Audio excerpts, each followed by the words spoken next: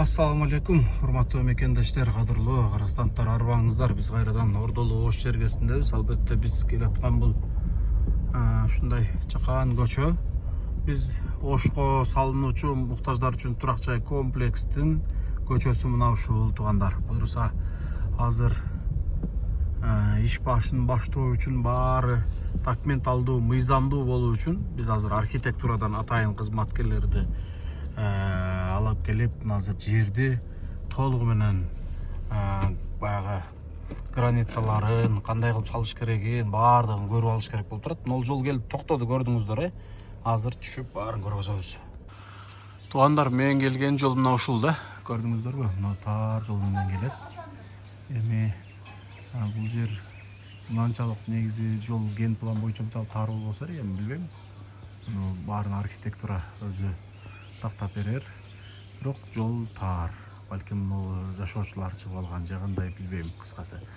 Негизинен. Урматтуу туугандар, мен азыр келген жер мына эки ворота келип ушул жер такалат. Көрдүңүздөр, Бизде бир маселе болуп атат эмичи. Мына көрдүңүздөр, мына жол менен келип туруп эле, ушул жол менен келип туруп, түп-түз келип туруп эле мына жерге такалып калат. Көрдүңүздөрбү? Мен азыр атайын эмеден, архитектурадан, кадастрдан балдарды азыр чакырдым, жолдо келатат. Мага азыр шуну тактап беришсе, мен ошого карап курулуш баштайын деп турам да, туугандар. Өзү планыбыз боюнча мына жерден узун Г кылып үй салабыз деп атам го. Анда дагы менде бир план бар. Мына үй бир семьяга тура берет. Буга кошуп мен узунунан мына жерге 3 семьяга үй салалы деп тургам да. Мына жерге мына 2 комнатадан узундан 1 семья, 2 семья, 3 семья. Ушул жерге узундан узун алдым нерге чейин берака мына үйдөн берака чыгат болчу мындай. Ар биринин кире бериштери ушундай болуп түшөт эле. Ушундай болмок. Эч кимге мешайт этмек эмес, ушул жерге салса. Бирок деген жер болуп атат. Бирок бул жерге биз салып койгон болсок, туугандар, эмне маселе болуп атат? Мына жер караңыздар, мындай. Көрүнүшү, тазалыгы, мына жерди тосуш керек, ушундай. Короче, иш көбөйүп кетет да.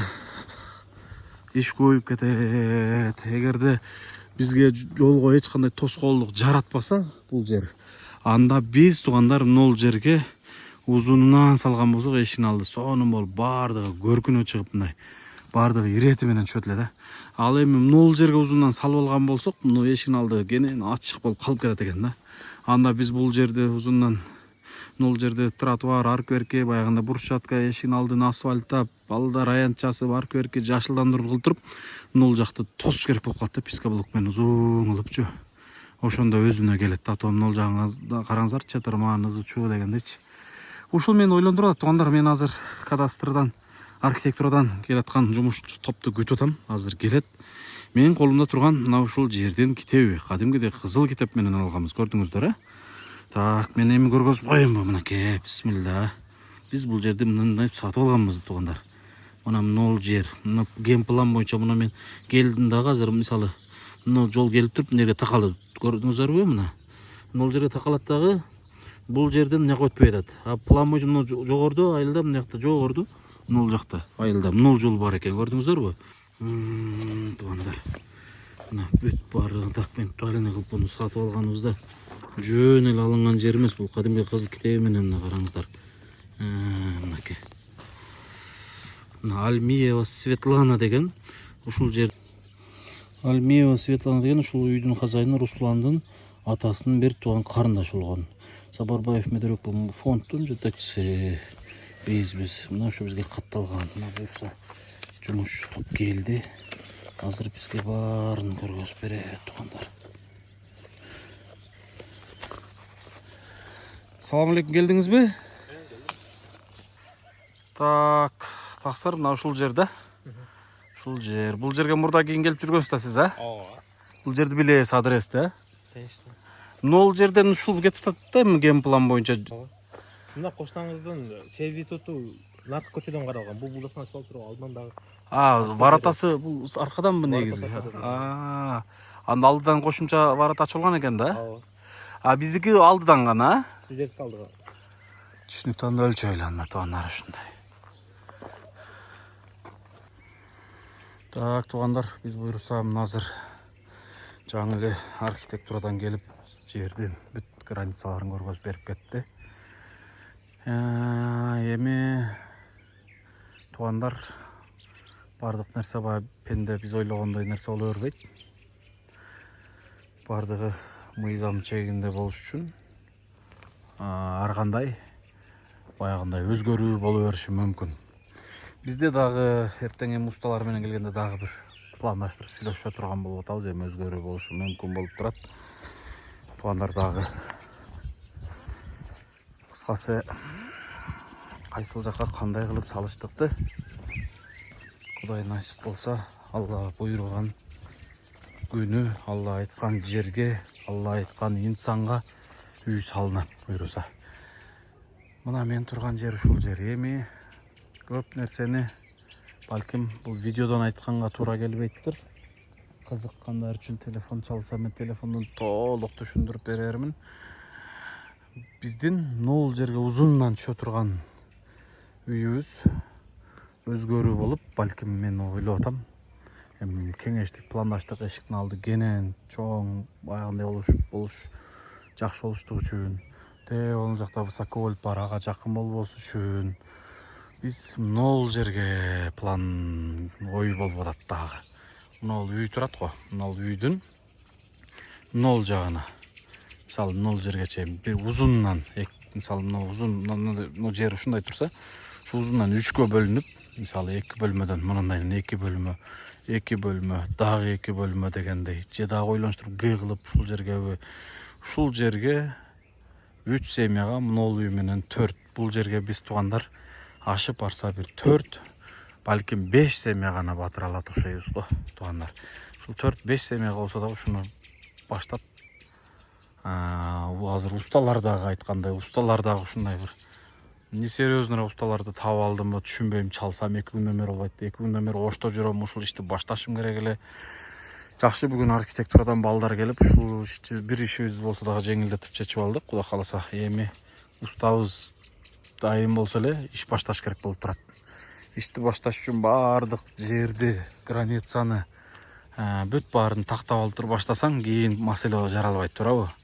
Мынанын сыңарындай ушундай иш болуп турат, туугандар, мекендештер. Ошол эми баарыңыздарга мен эмне деп айтаар элем? Колубузда мен китепти көргөздүм.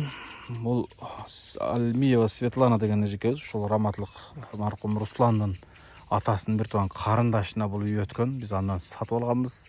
Туугандар, дагы мен нерсени айтып кетейин. Ушул сатып алган, биз ошол учурда 2 миллиондон ашык акчага сатып алганбыз. Ошол акчаны мен бере элекмин, бирөөдөн алгам. Эгер мындай оор келсе, күч келсе, баягындай зык болсо, ал адамды деле ким экенин айтканга айла жок, мажбур болушу мүмкүн.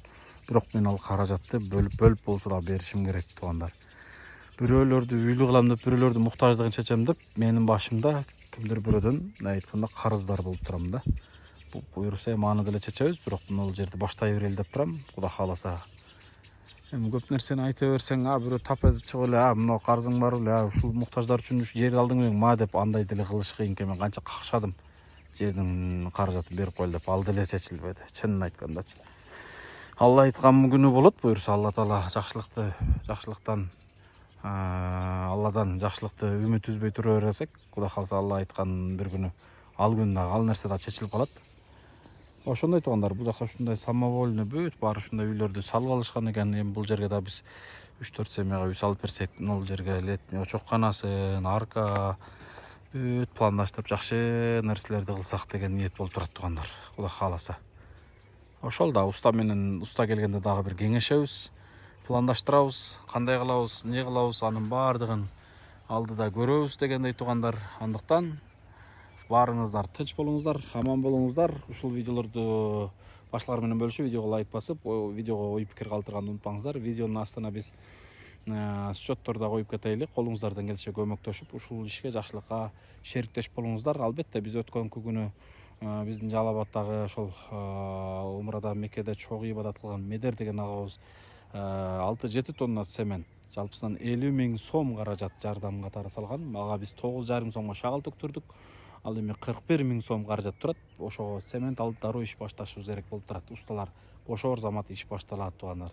ушул эми мынол жер, мынол оштогу даяр алып койгон жерибиз жөн турбасын, кимдир бирөөгө пайдасын берсин, кимдир бир үйсүз муктаж адамдар үйлүү болуп ушул жерде башпаанек менен камсыздалып башпаанектүү үйлүү болуп калсын деген аракет болуп турат.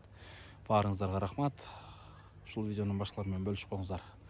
Жакшылыктарда көрүшкөнчө туугандар, Кудай кааласа биз аракетти токтотпойбуз, аракетти жасай беребиз. Ошол колубузда китеп бар, документальный бардыгы, фонддун атында дегендей. Кудай кааласа жакшылык үчүн бар. Сонун жер, таза аба, мына чымчыктардын сайрап атканын көрдүңүздөр, абасы таза. Шаардан сырттыракта тынч, негизгиси жакшы жер негизи. Сенеге муктаждар жашай турган жерде иншалла. Аманча көрүшкөнчө туугандар, биз эртеңдерден дагы бир жакшы жаңылык менен бөлүшүүнү Алла таала насип кылган болсун. Биз Оштобуз, Ошто ушул иштин аркасындабыз буюрса. Быйыл жыл аягына чейин ушуну бүтүрүп тапшырышып алышыбыз керек, Кудай кааласа. Дуа кылып туруңуздар туугандар. Салам алейкум ва рахматуллахи ва баракатух.